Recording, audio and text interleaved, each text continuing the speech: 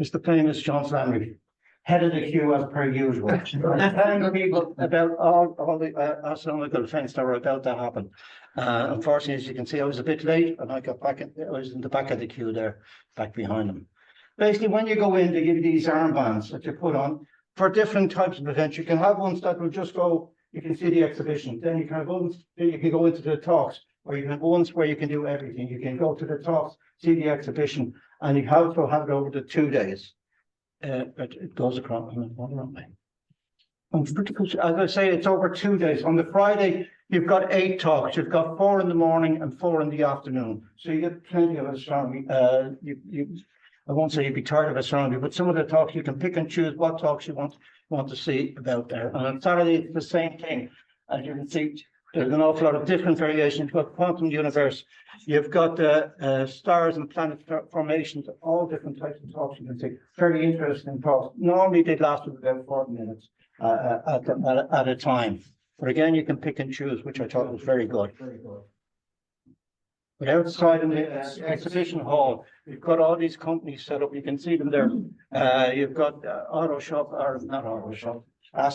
Shop, and different companies set up with different Celestron and all that. But you see, that's basically crowded most of the time, even in between the talks, even when the talks are going on. But you can go out there and you can have a look around.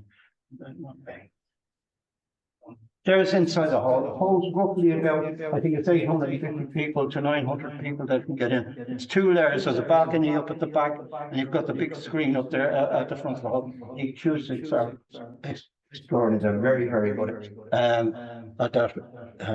the event. And as I say, outside in the hall, you've got all the equipment, most of them are equipment that you can see there. And that's just one stall that you have there just at the side. I was interested in this telescope, but I actually went over last year to see the Origin Celestron telescope. So we're talking about this being one of the up-and-coming smart telescopes. And the price of them, as you can see there, these are all in sterling, unfortunately, which knocks it a little head into it as well. But there was a bit of a reduction there on the scopes themselves. You had 400 sterling off that price if you bought it at the show itself. But the funny thing about it is, that last year when I was over there to look at them, they didn't have them. And even when I went over this year, they were actually at the back of the stalls. So I don't think they're selling as well as the Unistar or the little. The C-Star. C-Star. I have not. I read some reports about them. How many did you buy? No, unfortunately. Are they a pretend see-through one? You know the way some of them now. Yes, no, they are. Give the impression. And I have pictures of that, but I haven't got them on the slide. This is John Flannery and Marty just checking their wallets after being to see what was left out there. And you can see there the stalls or the upstairs at the. Up there on the thing. But coming back, but the first of the talks were roughly, I'm going to run through these fairly quick. But basically this one I thought was very interesting about the auroras. That it wasn't just about how auroras happen and things like that. Most of us in the audience know what causes the auroras and things like this. But this is just the history of the auroras themselves. Like early on, the astronomers would have been clergymen or doctors with spare time on their hands. I don't think many doctors have spare time on their hands now at the moment. But affluent general scientists as well, they would have time as well. But lighthouse keepers, what would you do at night when you saw these things in the sky? And they would report these things as well. Professional observers there as well. Robotic spacecraft and the public as well, knowing different things about what's coming up.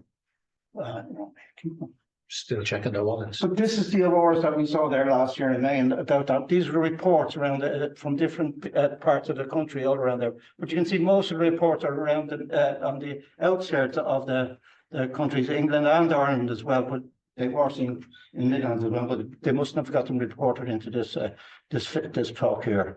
Many of them have changed over the years. The nature and motivation of the observers. As I say, modern times we know what's causing these. We know when we can actually tell now from the satellite when these are actually going to take place. And one of the main things about this is that photography as well. I've been at many aurora watches, and people are standing there and they're looking and they can't see it with their eye. but it's the camera that gets the image itself, and it's built up. And with modern day phones, it's actually, it's explored this avenue of it. This, again, we've got, they had a talk about partial the solar eclipse that is coming up on the 20th of March. We hope to be in the Phoenix Park for that. I think we're around 11 o'clock or so in the day that we're going to get part of that. So we hope to be up there. What day, sorry, what day of the week is that? It's Saturday. Oh, Yeah, it's very convenient for us as well. So we'll be up there in the park. And this is just one of the stands that were there, the widescreen center that you see, and you can see the price. These are all solar telescopes that they have there along here. I was actually quite interested in one of these, but it was just that little bit too dear, even with the price with there. I know you can get them cheaper than that, they're slightly cheaper than that. And my brother-in-law's there, so he don't tell anything that. I'd say no. Again, we had a talk about going back to the moon. But again, with all things that are happening in the world as well, we're not going back to the moon for scientific information. More of it, we're thinking about going back to the moon and mining. What's up there and what we can get out of it that way. Again, this is interesting. These are the craters on the moon that you have through there. And what's one of the things the speakers were talking about was putting telescopes on the moon. And how would they do it? And basically, this is what they would do. They'd have their mirror, the banks of their mirror in the crater itself, cables from the mountain tops going across or high reaches, and the mirrors are on tripods, and you can adjust, and you can get your telescope focal point up here, and you can work it out with your cameras looking out. So you've no, what's the best thing about that? You've no interference to atmosphere, because there's no atmosphere on the moon. So this is just one of the ways of doing something on the moon. This is the use of hi Stephen. The individual image. This is a mission that is just about taken off now. It's just one, and it's going to send images. This is a Hubble image over on this side that we have here, and over here you have to see what we're actually going to get in the future. We're going to get images something like this, which is 1,000 than the Hubble image itself. I know James Webb is up there. We've got a view of the sharpest size.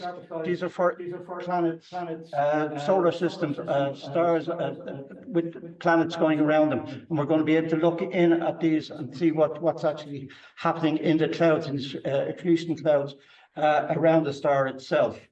Coming through there. And this is just we all know about these jets that are coming out, these accretion from the black hole and things like that coming out. And we're wondering what is causing these. We're still not 100% sure what was actually causing these jets to happen. And we think that it's something like this. Their magnetic fields are causing these to create these jets, which go for millions of kilometers out from these objects. Again, let me go. This I thought was one of the best things that every show that you go to, you always get something nice from. And this is just, and I'm going to call that as Antikythera mechanism. Basically, that's my Greek isn't right. it's the name of the island. That's exactly where it was found. And that's in the museum in Athens. Have you seen it? I've seen it with my own. I would love to go and see it. That's another one of my. Well, sorry for interrupting you, but amazing. I thought it was going to be a bit this size. Size of a shoebox. Yeah, they were saying, yeah. And the talk about this was absolutely fantastic, and go through it. But then basically that's it. And as Ben said there, it was actually found a treasure trove in 1900s. I think it was roughly early 1900s. It was found on sponge divers. They were going around the islands, and they counted this island that I can't pronounce again. I think that. And they sent a young lad in to see if there any sponges there. And he came up and he says, no, there's bodies down there, but there's parts of bodies out and everything down there. So they sent in a proper diver, and then they had the one with the big helmets on, the diving helmets, and they went down and they discovered that there weren't bodies, there were actually stragglers and things like that. And this, I said, they think this shipwreck happened probably about 70 BC in around the dates from coins that they found. When they went down, they got different dates, but the treasure or the cargo that was on the ship, they think it was actually loot that had been taken from around the different countries around that part of the world at that time. But this is basically what they brought up. They brought up this, but then in the 1970s and 80s, from the 50s up for that, technology has moved on, and they've actually X-rayed them, and they found out that there's gears inside these, and they can't understand. They didn't understand how the Greeks could actually make these units and equipments themselves. But basically, they've worked it all back and basically it up something like this. And basically, it was to tell the position of the planets in the sky at certain times over a certain period of times. And you can YouTube this, and it's absolutely fantastic, the talks that they do on it. But there's one problem that you see about it is it's a geocentric model, and the object in the middle, in the center there that you can see, that's the Earth. That's the Earth, and the moon is that one that light blue one there. That's the moon. But it's different on different images that I got through it. And this chap here, he actually went and he made one. He got all the information and he actually created one of these. I think Michael Wright is his name, and he made a working model of this. Absolutely fantastic. And there you can see the gears. Again, don't forget, we're talking about over 2,000 years ago. And people say, well, they couldn't have done that, but they've actually done it. They've done handmade tools. They've used handmade lathes, and they've actually created this going back in time with the material that they use. And they've got these writings that they didn't know until they actually X-rayed it, what these were. And they got people out and they discovered that on some of these things, there are actually names of planets. You had Saturn, Jupiter, Mars, and Venus, and Mercury. As we all know, that's the only planets that they knew about then. Coming down. This is some of the equipment that they got, and it's not. People were saying that it was computer. It's a calculator. If you wind the handle at the side, the handles move around. The gears move the hands around to tell you where certain planets were going to be in shorter dates. You could go, and you could go for years in the future. Very much like Stellarium. Except we're extremely speed into our keyboard.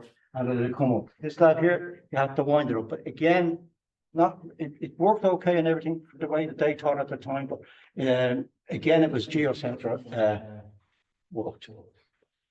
Gonna run through this because it's actually in 85 pieces now, and they reckon they only have a third of it.